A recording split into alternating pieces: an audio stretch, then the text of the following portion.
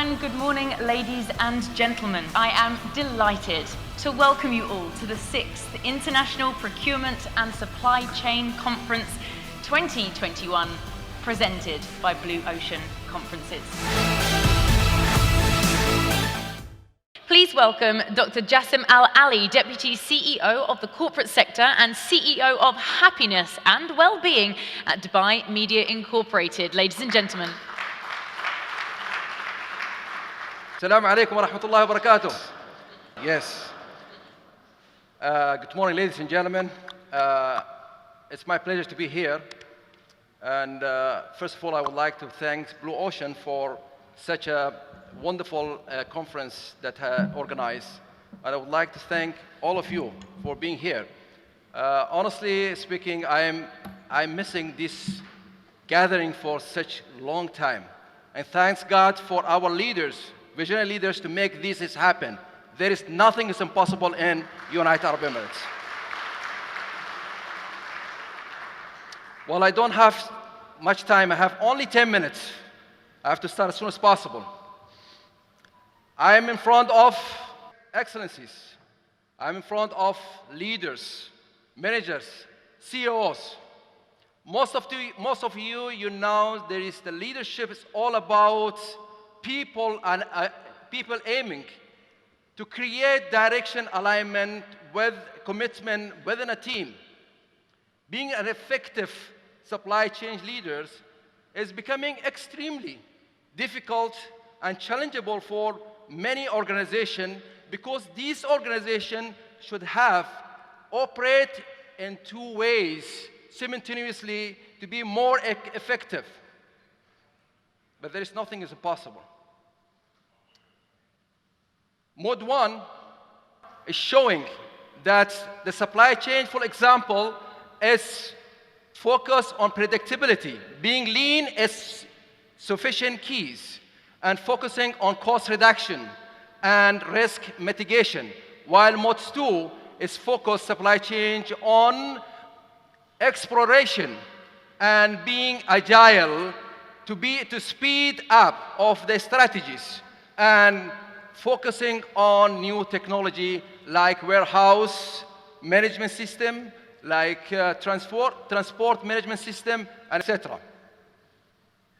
But organizations need to manage and to organize very well in order to control and to use both ways simultaneously.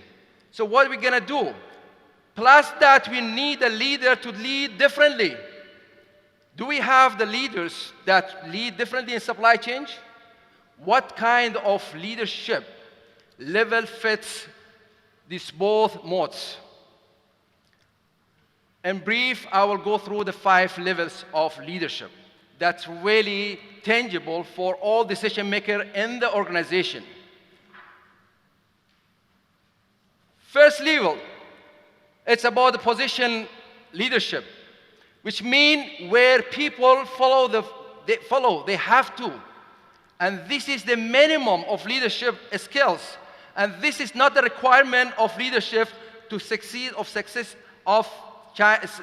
supply chain. We need to go to the next level, which is permission leadership.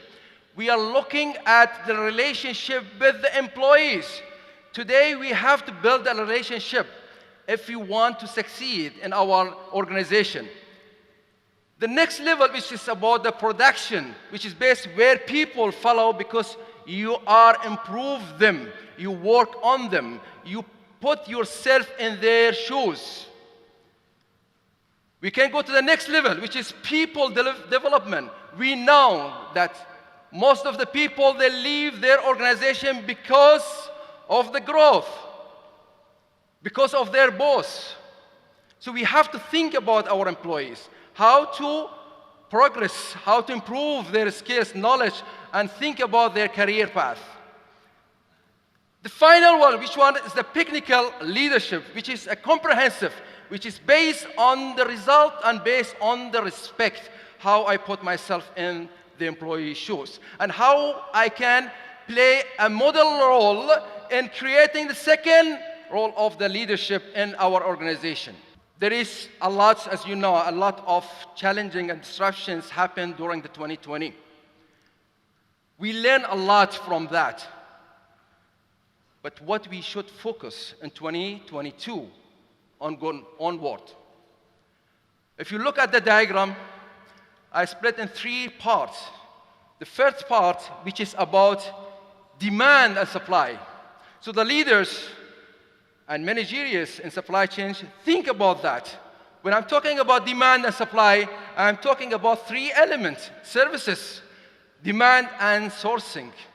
When I'm talking about servicing, what kind of servicing we are providing to our customer? Look at the Amazon, look at the Apple, look at the best organizations in the world, how they provide the service to their customers. More than 2.2 billion people that are using digital buying from the internet. Out of 7.9 billion, the population of the world, which is equaling 27%. So how we use these services. And the second about demand, what the customers are demanding. Do we have a plan for that? Do we work in properly? And third one, which is about sourcing. What kind of sourcing? We don't want to focus on one particular country. We need to have plan B. The COVID-19 is affecting the whole governments, all countries.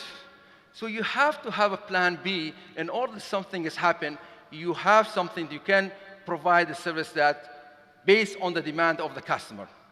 The second pillar is about the flexibility. To what extent we are flexibility? We have the flexibility because they're saying the flexibility is the mother of innovation. If you want to innovate, you need to be flexible. So we're thinking about the assets. What kind of asset that we have? For example, I'll give you the warehousing. The warehousing that we need to think, and we put a plan, a play out of the futuristic of warehouses. Do we use the networking? We are providing efficiencies, because efficiencies is the customer satisfaction. Are we automating? Because automating, that means space and time is money. The second, it's about the channels. Which channels are we using? Do we need to improve our channels or not? To what extent we have to be flexible and frequently change the channels with our customer. And the third one is about the cost. Customer satisfaction is improving all the time. You're never ever going to be satisfied the customer. The expectation of the customer is improving gradually. So you need to reduce and focus on the cost, because there is a lot of competencies in the market. You are not alone anymore. You are competing with the rest of the world. How we do that? And the third part, which is about people. We have to think about people in 3 dimensions. It's about attraction, about training, and retain them. When we talk about the people, we are talking that today we are facing a lot of big challenges when it's coming to supply chain talented people. So we have to care about that. How we create a better environment to attract the best people in the market. Because the way we're communicating with our customers is affecting the bottom line of the organization. And second, about training. 48% of the people, they're leaving their organization because of training. So have you thought about the training? To what extent we are giving the training? They have a career path or not? Otherwise, we're losing the top 20% of our employees. And in terms of retaining, it's easy to attract the best people in your organization.